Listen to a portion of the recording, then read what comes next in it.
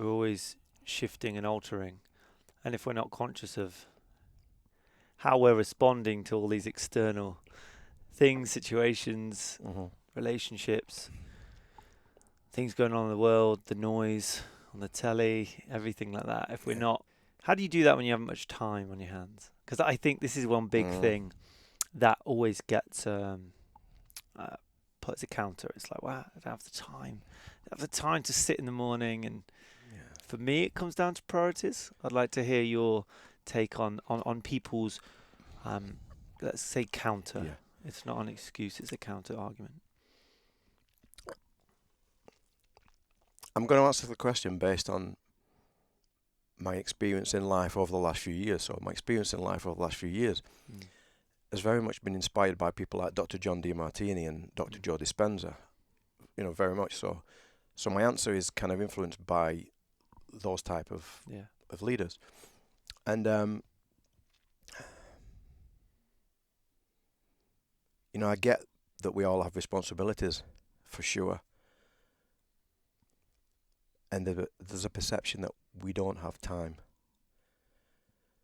So my message to my clients who have got a big business and 3 kids and a divorce and bills to pay and all that kind of stuff is, let's try and carve out within your life pockets. And I say pockets because they're not like me and you. They're not going to go off on a 10-day retreat. They don't have time to do that. Yeah, when they live in the external world. When I did my first 10-day, I was like, who has this amount of time? Because it's not just 10 days, it's before, after, it's logistics. It's like 2 weeks to do absolutely nothing. Yeah.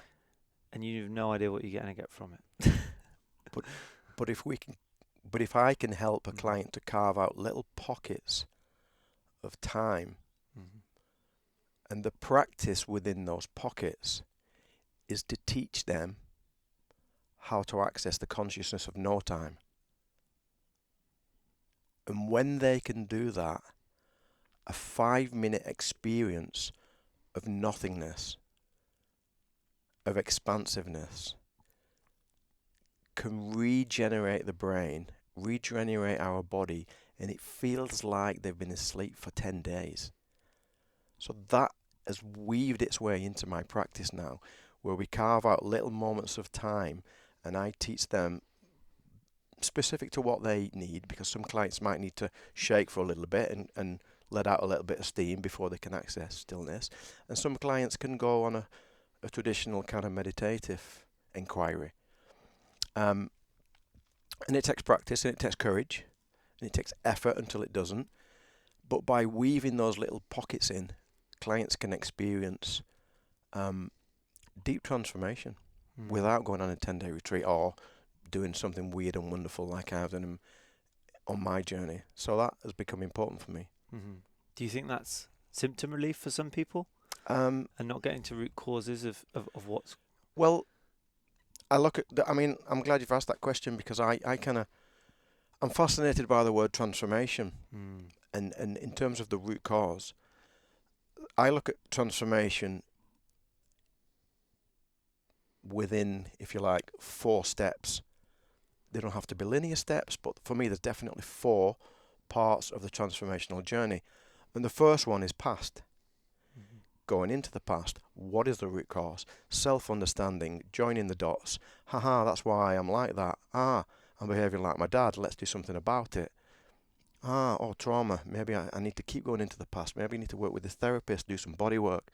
So that is obviously a part of the transformational process.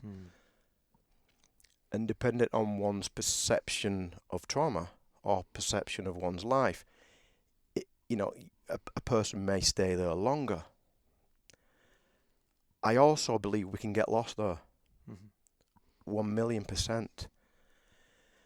For example, with some of my clients, if they come to me and they've had years of therapy and it's obvious that most of it's been integrated, I actually have a rule that whenever we meet, we don't even talk about the past. So the first step is the past, and look, the world of therapy is amazing now. There's so much out there, beautiful, beautiful therapists that help us to unlock. But for me, the next stage is cultivating present moment awareness. whether that's through movement or breath work or meditation or connection with nature or whatever it is. But it's that keep coming back, coming back, coming back, training the mind to really kind of rest in spirit, if you like. So that's part of it. The third part of it is what I call real life practice. For example, a guy is stressed at work without awareness. He takes his shit on with him. He walks through the door. His wife triggers the laugh out of him, and before you know it, they've detached, they've exited, and it keeps going on forever. So, an example of a real life present practice or micro practice would be, and I talk about a lot of these with my clients, but an example would be a guy's had a shitty day. He drives home from work, and before he enters into his castle, he has a practice. He practices. He comes to stillness. He might have a breathing practice. He might play some music, whatever it is. He might have a little shaking practice. He might even scream on his way home driving the car. But before he goes in through that door, he has a felt sense of presence. He's ready for anything. He becomes the king who can hold anything. He opens the door. He's ready for whatever comes, and he walks through that door. And things like that are an absolute game changer. Other little examples of a micro practice would be when you're talking to your kids, actually look into their eyes. When you tell your mother you love her, actually stand in front of her, breathe with her for a second, go as close as you can, look into her eyes and say, Mum, do you know how much I love you? Instead of a text message, or instead of a little, see you Mum, I love you. So these kind of practices of presence are real life practices, and we'll make mistakes and we get it wrong, but after a while we get it right. And the last part is what I've now called future hacking, and that's similar to the Joe Dispenza work, where we're actually slowing down the brain waves, coming into the doorway of the subconscious mind, and when we get there, evoking what we want to feel in life from the inside out, evoking how we want to think in life from the inside out, instead of waiting for our external world to make us happy or sad. So those kind of 4 parts of transformation are really, if you like, part of my work with clients. The past, understanding the past, present moment awareness, coming back to self, little real life micro practices, and the future hacking.